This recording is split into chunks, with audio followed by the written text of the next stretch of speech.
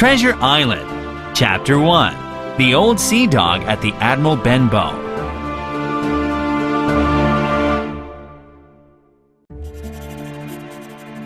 My name is Jim Hawkins, and Squire Trelawney and Dr. Livesey asked me to write down the whole story of Treasure Island from beginning to end. They told me to tell everything and keep nothing back except the location of the island, since a lot of the treasure is still there. So, here I am, in the year 1750, remembering a time when my father ran the Admiral Benbow Inn, and an old seaman first came to our door. He was a tall, strong, nut-brown man, pulling a sea chest behind him. A dark pigtail fell over the soiled shoulder of his blue coat. His ragged hands had black, broken nails, and the scar across his cheek was a dirty, ugly white. He came in, sat down, and ordered a glass of rum. "A comfortable inn," he said, drinking slowly. "and in a good location. Many customers, mate?" "No, very few," my father said. "It's a pity." "Well then," he said, "this is the place for me.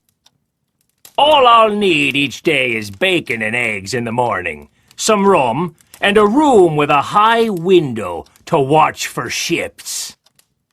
He threw down 3 gold pieces. "You can call me Captain," he said, looking fierce. "Let me know when you need more money to cover my board." The captain was a very quiet man. All day, he would hang around the cove or the cliffs with a brass telescope, and all evening he would sit next to the fire and drink rum. "Let him be," my father warned me. Every day the old man went for a walk, and when he returned to the inn, he'd always look over his shoulder and ask, "Have any seafaring men been here?" Occasionally, seamen did arrive at the Admiral Benbow, and he'd spy on them through the curtains.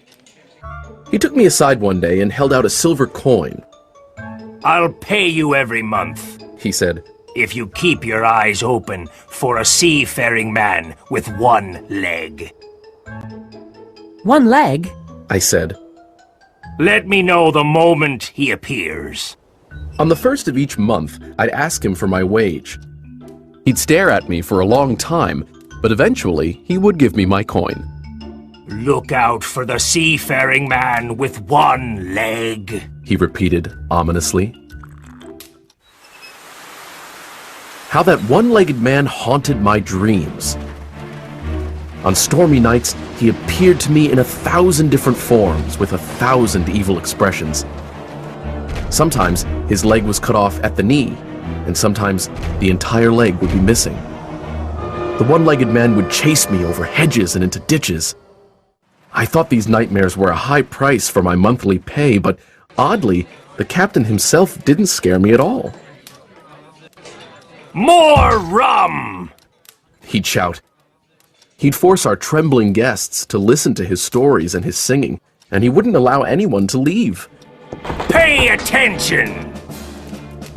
15 men on a dead man's chest!" he sang. Yo-ho-ho and a bottle of rum. Everyone sang in answer, joining in for fear of death. "You'd walk the plank in the dry Tortugas!" he said, pointing to one reluctant guest.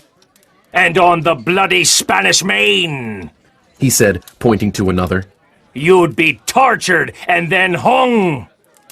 He's lived among the wickedest men on the sea, one guest whispered. He uses such shocking language, said another. My father held his head in his hands. "The inn will be ruined. People won't come to be bullied and sent shivering to their beds." I disagreed and said to my father, "The captain does us good. People are frightened, but they like the excitement. There's even a group of young men who pretend to admire him. They call him Sea Dog and Old Salt, and say he's the sort of man that made England fearsome at sea." "But the money he paid us is long gone," my father said. "I don't know how to insist on more. Whenever I try, he just stares at me." Father wrung his hands and looked very ill. So, the captain stayed. He never wrote or received letters or spoke with anyone but the guests, and then only when drunk. And we never saw inside his great sea chest.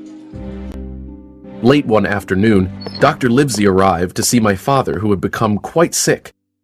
This well-dressed doctor, with his white powdered wig, clear eyes, and pleasant manners, contrasted sharply with the filthy, bleary-eyed old sailor, drunk and sitting with his arms on the table. Suddenly, the captain began to sing. 15 men on a dead man's chest, yo-ho-ho, and a bottle of rum. Drink and the devil had done for the rest, yo-ho-ho, and a bottle of rum. Dr. Livesey was giving orders for my father's care when the captain banged his hand on the table for quiet. Everyone stopped talking, but Dr. Livesey continued. The captain glared, swore, and said, Silence there between decks! Are you addressing me, sir? The doctor asked. Aye! The captain said. Shut the devil up! I have only one thing to say, sir. The doctor replied. Keep drinking rum and you'll soon be dead, you scoundrel. The old fellow sprang up, opened a pocket knife, and threatened to pin the doctor to the wall. The doctor spoke louder. Put that knife away, or I promise, on my honor, you shall hang. There was a battle of looks, but the captain soon closed his weapon, grumbling like a beaten dog. And now, sir, the doctor continued, I'll be watching you. I'm not only a doctor, but also an officer of the law. If I hear any complaints about you, I'll have you hunted down. So behave. Soon after, Dr. Livesey rode away, but the captain held his peace that evening, and many evenings to come.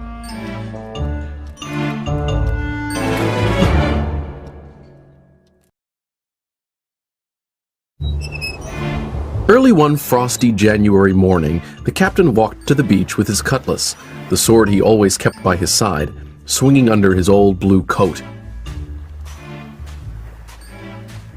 He carried his brass telescope under his arm.